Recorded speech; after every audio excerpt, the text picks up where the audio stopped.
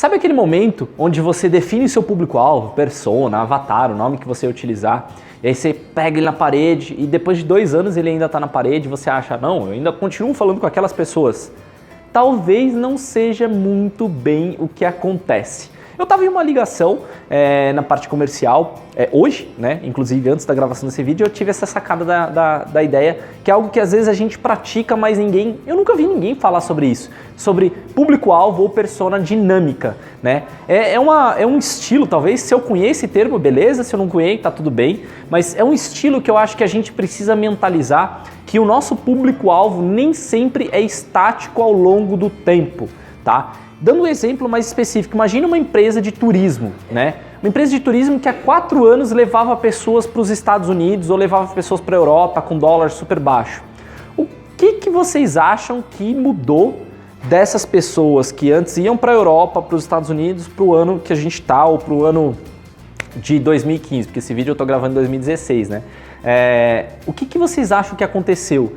Talvez o poder de compra dessa pessoa diminuiu, talvez ela tenha mudado de lugar, talvez ela não tenha mais disponível aquele valor que ela tinha para poder viajar para fora. E o que acontece? A persona modificou um pouco, o comportamento dela modificou um pouco, o status social modificou um pouco, o poder aquisitivo modificou um pouco. E aí você tem que mudar a sua persona, porque provavelmente esse público hoje prefere viagens nacionais ou viagens para a América do Sul, onde o custo da passagem também é mais baixa, tá? Então, às vezes, pode até parecer que o público é o mesmo, mas ele tem algumas sutilezas de mudança de comportamento. E aí, o que eu defendo?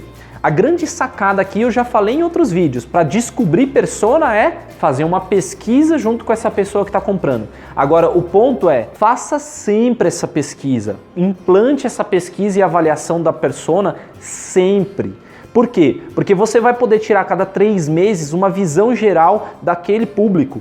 Se você plotar um gráfico das pessoas dos últimos 3 meses versus as pessoas que estavam antes disso, você vai ter a diferença logo de cara, você vai saber a faixa etária da pessoa, você vai saber qual o poder aquisitivo. Se você perguntar isso, óbvio, se está casado ou não está casado, né? Isso também acontece muito em empresas que trabalham com, digamos assim, pessoas que estão em desenvolvimento. Vou falar um exemplo da Xuxa. Eu acho que esse é o exemplo mais legal. A Xuxa, quando começou, ela era para baixinhos, né? E o que aconteceu com o público da Xuxa? Era o mesmo grupo de baixinhos, só que o que aconteceu? Eles cresceram.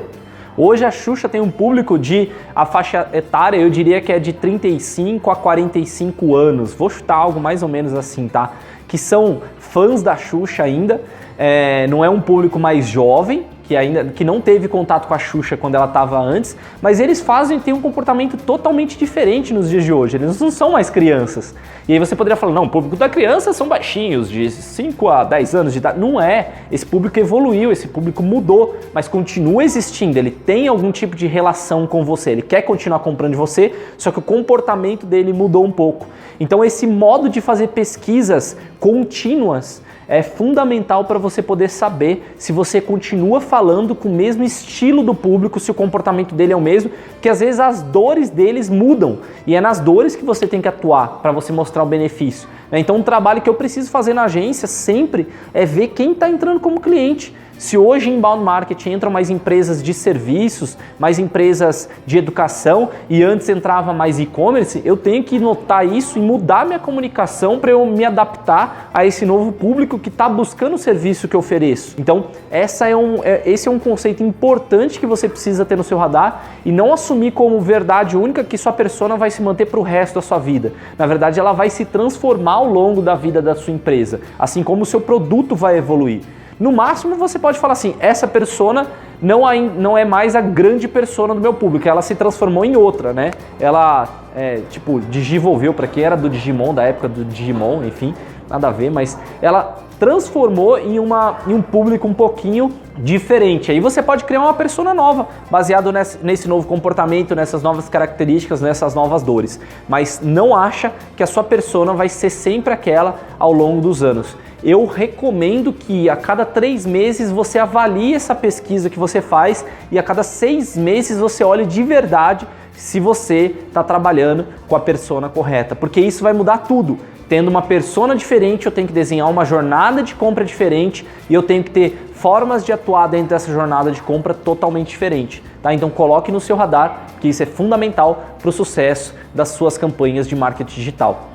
Eu espero que você tenha gostado desse vídeo. Se ficar qualquer dúvida, deixa aí nos comentários. E se você estiver vendo esse vídeo no YouTube e ainda não acompanha meu canal, aproveita para se inscrever. Mas também se você estiver vendo no Face, curte aí minha página porque tem vídeo novo todos os dias, tanto no Face quanto no YouTube. Eu sou o Fabi Cota e a gente se vê na próxima oportunidade. Valeu!